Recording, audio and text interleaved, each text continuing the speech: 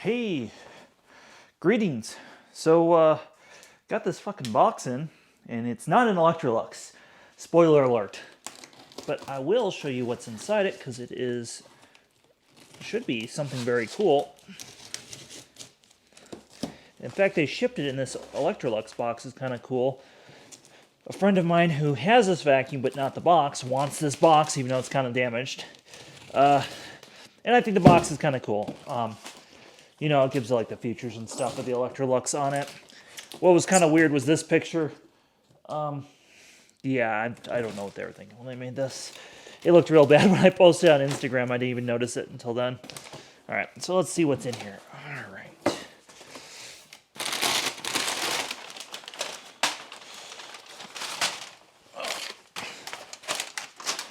I don't see paper used too often. All right, well, let's give you the first hint what we're getting. We got a hose here. Ah, yes. Haha. Look at that mechanism. Love me a good mechanism. Look at this. Look at the curvature on that. Hell, you should know what this is by now. I'm not mean to set that down that hard. Let's take a look at the wands. Haha. Yes. Yes. Look at those wands. They're vintage. Let's see. Oh, good. They did bubble wrap this. I was worried that nothing was going to be bubble wrapped here for a second.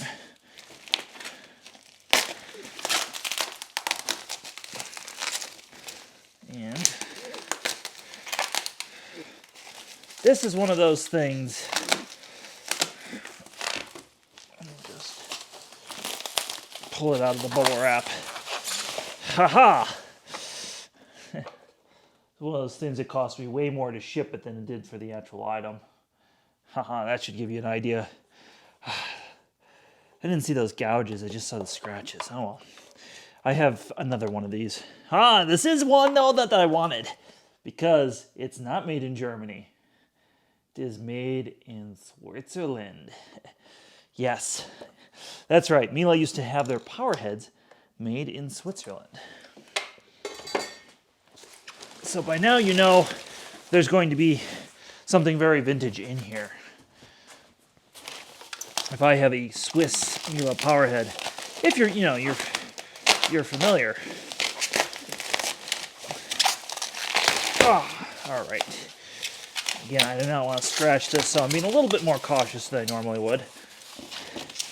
I like the amount of bubble wrap they use for the canister, though. Oh, look at that. Look at that. Now, it is a year younger than me. Ecstatic. It is a compact Miele 248.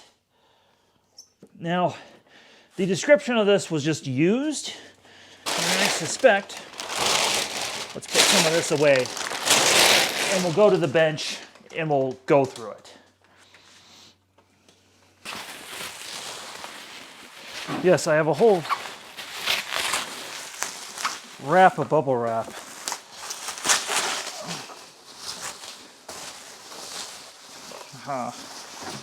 This is in much better condition. And this is also made in Switzerland. Look at that. Now the reason I had two of these that I wanted, notice the finish is different on one. One is shiny, one is not. But one of these is going to go to my other machine I have. All right, let's see what we got here. So we got some Miele nozzles that are very old. I don't see a date code on here, but I'm sure once we open this up, I'll see a date code, and then we see the older style Miele. Notice the gray accents. Also, the parking system was like this hook thing that would go in here. Now, you can separate the Miele Chinese versus the German-made ones by the size of the switch right here. This switch is much smaller on the German-made ones. And this is the condition I was expecting, by the way. They listed and showed pictures of it inside, and I was like, oh, well, that's what I'm going to clean up. And, ooh, that's, those have been seen better days. This takes an FJM bag, by the way, so I'm not really worried about replacing or finding filters. What I am worried about instead is just how this is going to come apart and wash.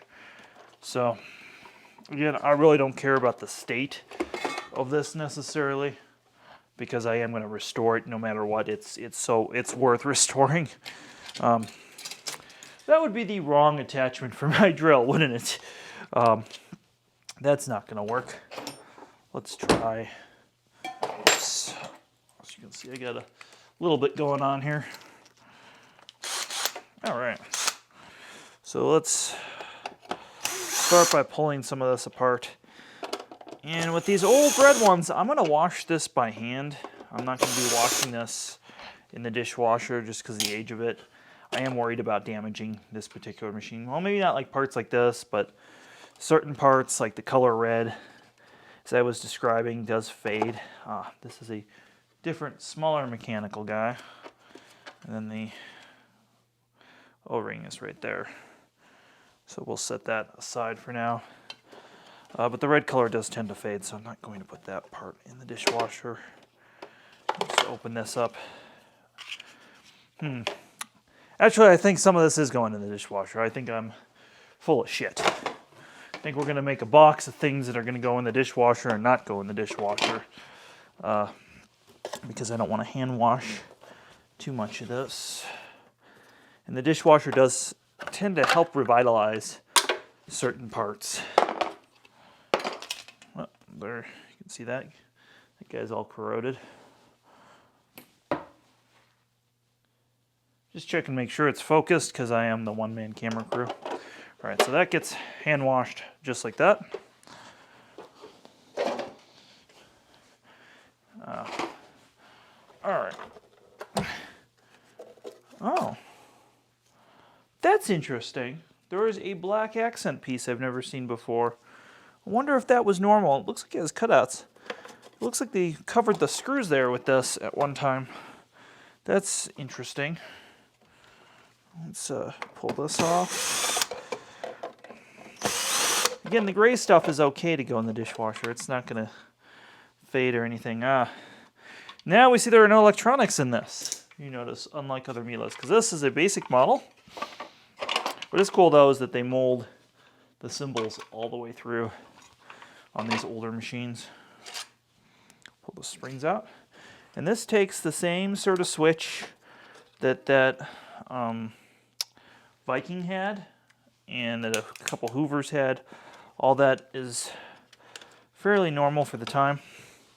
Now, I was talking with somebody the other day, and they started taking the machine apart without doing what I'm about to do, which is we take a picture of the wires. There's not much here, but I wanted to film a way I've been cleaning motors for a very long time. Let's see here. Where did my motor? Here it is, right here from last time I did this. So you set the motor here. I want to make sure it's level, like so. And we're going to do two things here. You're kind of going to do a push-pull configuration. Turn the central back on.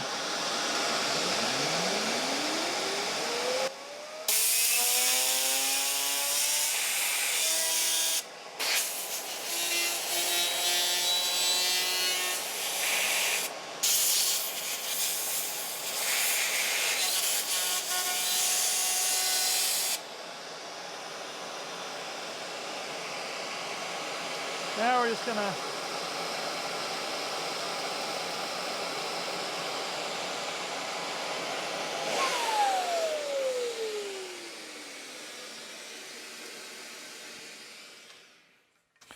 and as you can see, the motor is nice and clean, or as clean as it's gonna get without taking it apart.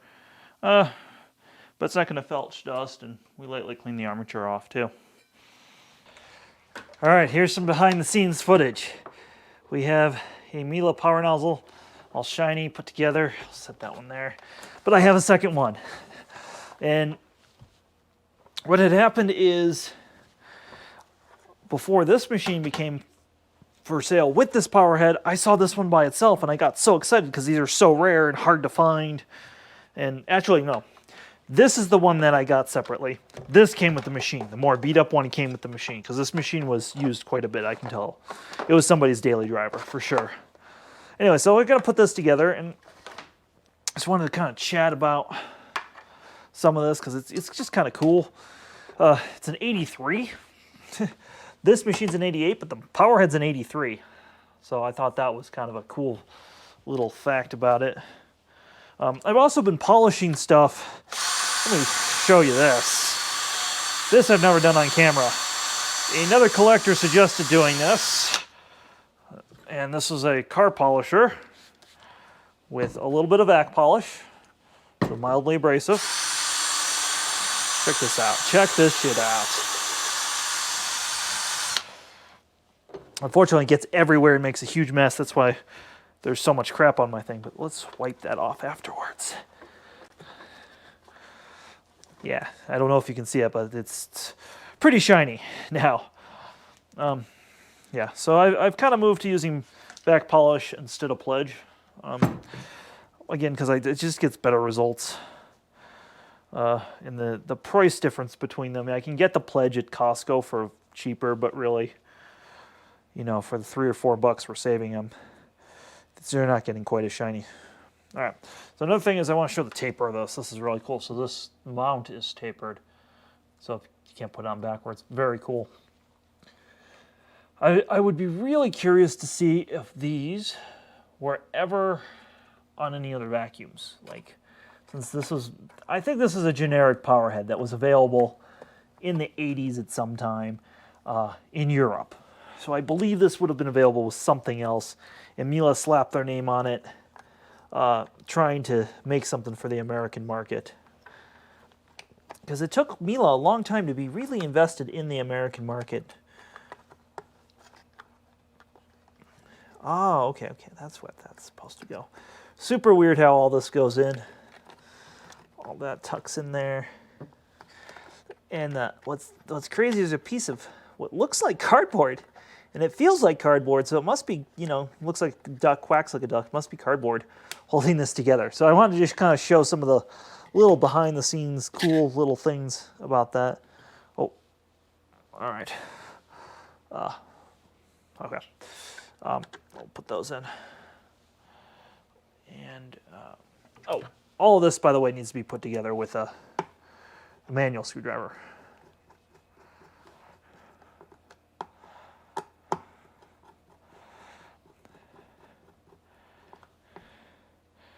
And if these screws look different, I believe I messed up my screws. They're the same threading. I believe I threw that screw in the bottom of this Miele when I was looking for the odd man out. Yeah, that makes more sense.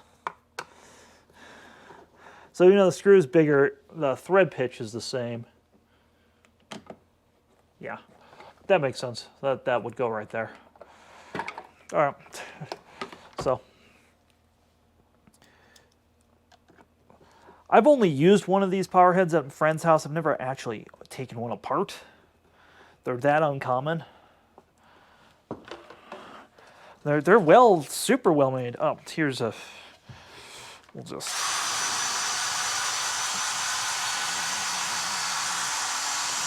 Now the other thing I have experimented a little bit with was taking some wet sanding, like you'd use on headlights or bodywork of a car, and trying to clean things up. I've had mixed results with that. You know, polymers are all different and weird to work with. So like I said, I've had mixed results. You know, and there's only so much, like these are just too deep to try and take out. There were some gashes here I removed. Actually, this one's been completely polished. I tried the Worser one, even though it's kind of rare, and you can see it's made in Switzerland. I love that. Just warms my heart. So yeah, that's pretty much the weekly update here, as we've had some mail call going on, basically. Let me take this. I gotta clean this up. I could bead blast this, but that's probably unnecessary. Yeah, there's just surface rust on this. I really like WD-40 for removing corrosion. WD-40 and steel wool will get, like I said, that gets the surface rust off, and that's all I need to do. And what's cool about this is this just kind of pops in here. This is just such like a, such a piece. Oh, and it had a Hoover belt. It had a Hoover belt from a Concept 1 self-propelled in here. So that's, that of course had to go. Just very strange. So we're going to put this together. I don't think I have... Oh, I might have a belt. Let me go look.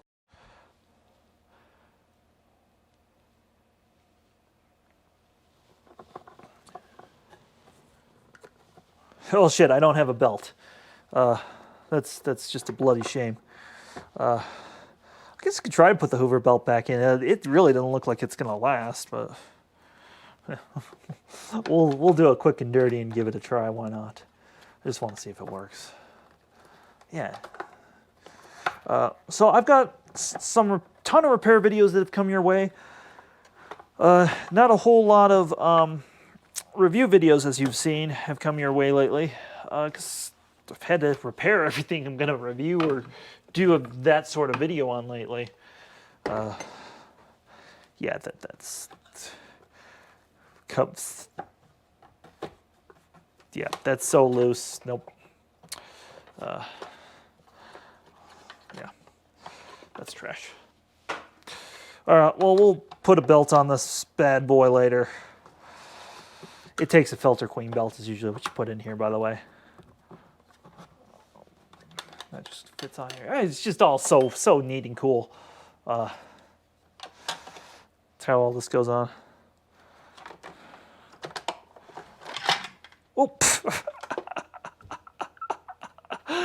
Oh, okay. Well, sometimes when you're putting machines back together, you forget to put the screws in. Okay. I swear I'm confident. It's like 9 o'clock at night. I'm once again making repair videos at 9 o'clock at night instead of doing other things I could be doing. All right. All right, well, after a bit of love and some delay, I've got my Miele S248 together. And, oh, I wanted to show it next to the 280 because the difference is huge. Anyway, so that's the 280. Anyways, just want to show that because it's kind of cool to see the difference. So yeah, I'm going to go through and we're going to just pop this together. This also came misassembled, and unfortunately, I couldn't see it from the ad, but somebody had taken a vise to this, or pliers, so I can only telescope it so far. It won't go all the way in, but it does go pretty much all the way out. Where's the locking? There. There's locking, and then that just twists on there. So that's how that works. We'll put that there. And that just clips on there. So that's how that works. The older style Miele's had just one button. This is before they went to the 2-button locking system, like so. And then, oh, and if you need to go to the hard floor, you would turn the machine off and unplugging this or something of that sort. In fact, I believe that's what this thing is right here. I believe that's supposed to go on that to get out of your way for that purpose. But let's see how she cleans. First time for our Patreon supporters here. And just for fun, let's throw some Rice Krispies down.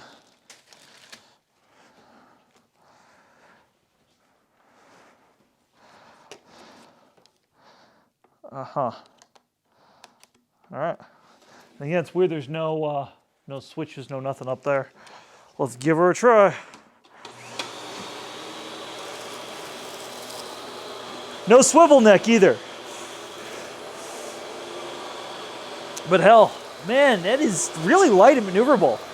That's super pleasant to use. It's exactly what I remember it at my friend's house years ago when I tried his, just how pleasant this nozzle was for its age.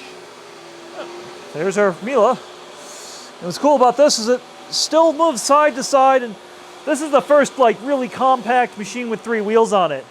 So it moves really, really well. Yeah, it's just cleaning is fantastic.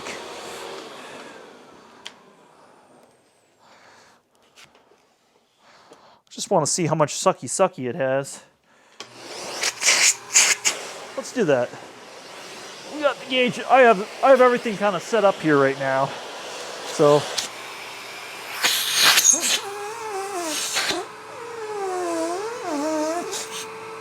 almost 80 inches, about 75 inches of sealed, and a little over 40, 45 working. That is so excellent for a machine of that age. Like I would say it's actually borderline amazing, the power. Yeah, it has a lot of power. And this doesn't swivel. This is really weird. It doesn't swivel. Strange handle. Man. All right.